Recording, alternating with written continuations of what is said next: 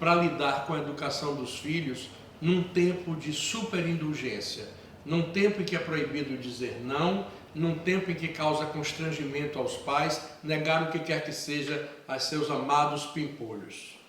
Por outro lado, os pimpolhos estão cada vez mais monstros. Como lidar com isso, Isabel?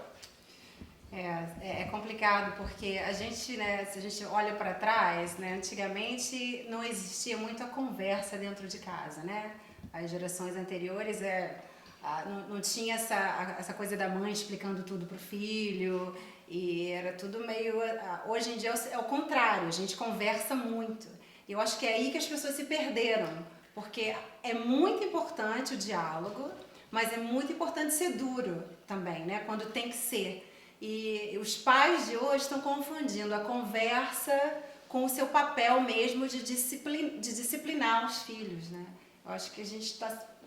eu não. Eu tô achando ótimo que ela falou os pais, você tá protegida, né? Você eu tô não. protegida porque eu faço tudo direitinho. Ah, tá certo. Falando tudo na terceira pessoa. Silvana, como é que é a old school?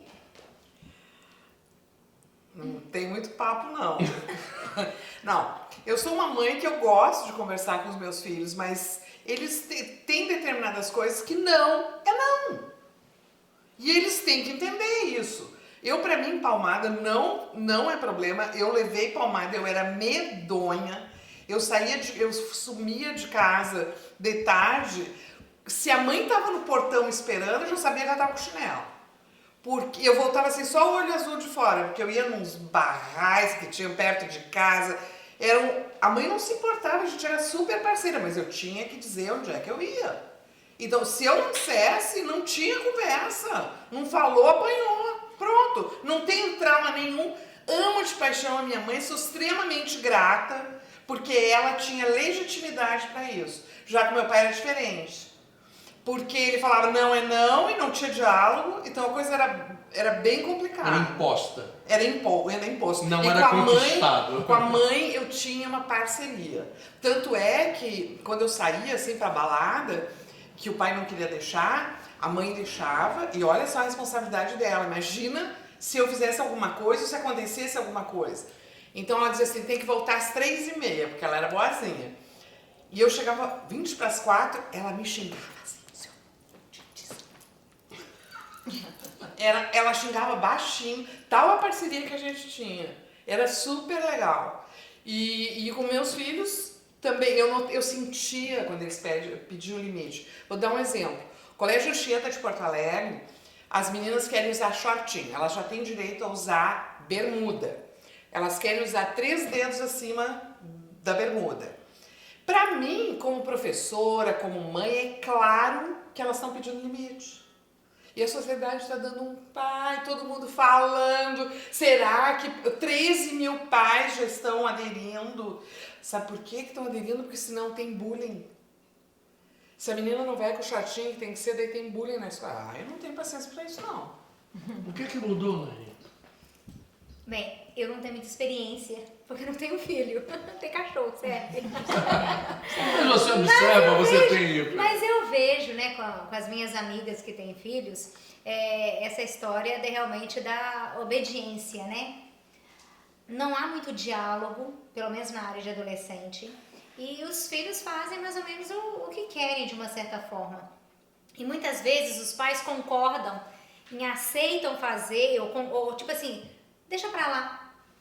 Concordam porque concordam? Concordam porque não querem enfrentar as feras? Ou Porque é concordam mais para fácil. se ver livre? Porque é mais fácil. É mais fácil deixar passar, depois eu falo, agora eu não tenho tempo, eu tô ocupado.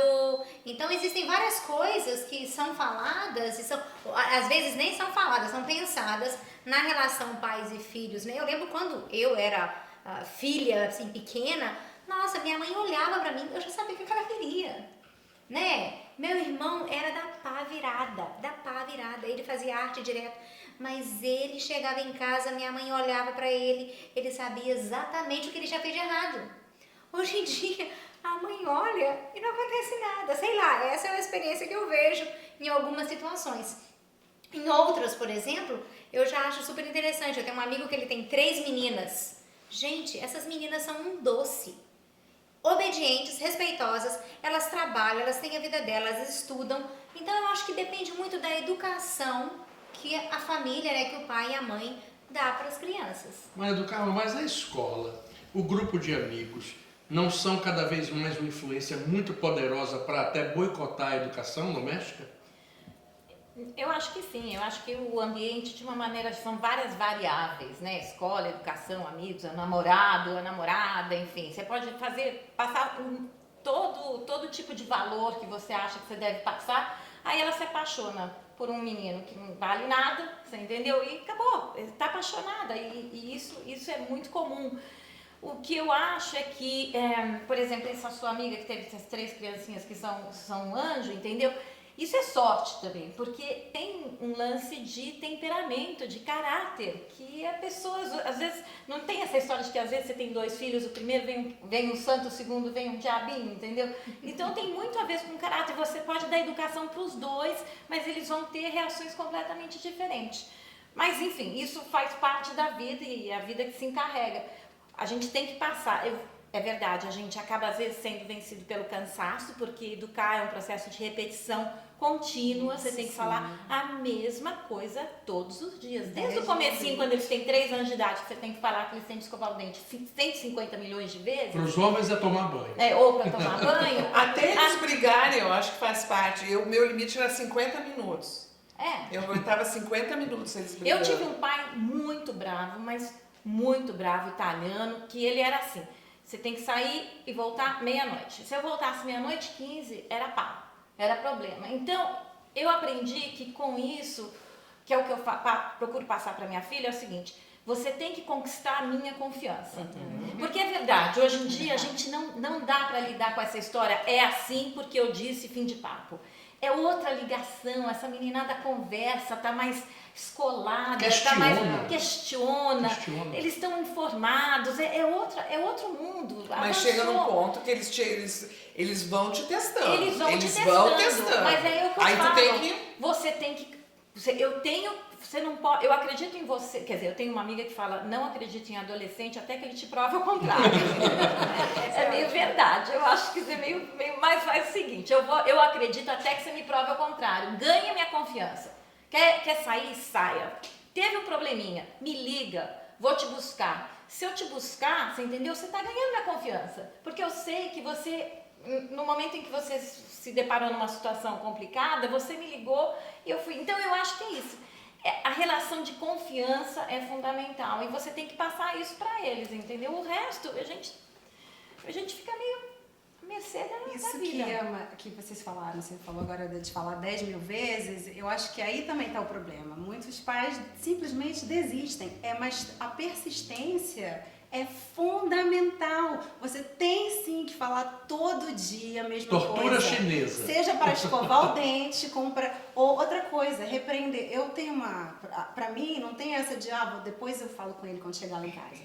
Vacilou no meio da rua, vai chegar aqui. Eu não gosto de... Nunca bati. Mas eu viro aquela... Eu tenho os meus 5 minutos, que eu chamo. As crianças pequenas, a mamãe tem 5 minutos, dá aqueles 5 minutos. E tem que ser na hora. Não dá para esperar e deixar para lá, porque já passou...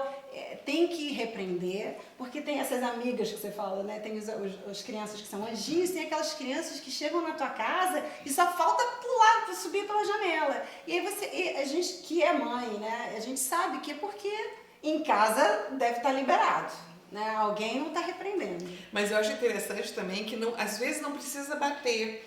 Tu começa a conhecer o teu filho. O meu filho, por exemplo, ele se ofendia de morte se eu pegasse no cabelinho atrás da orelha e puxasse assim.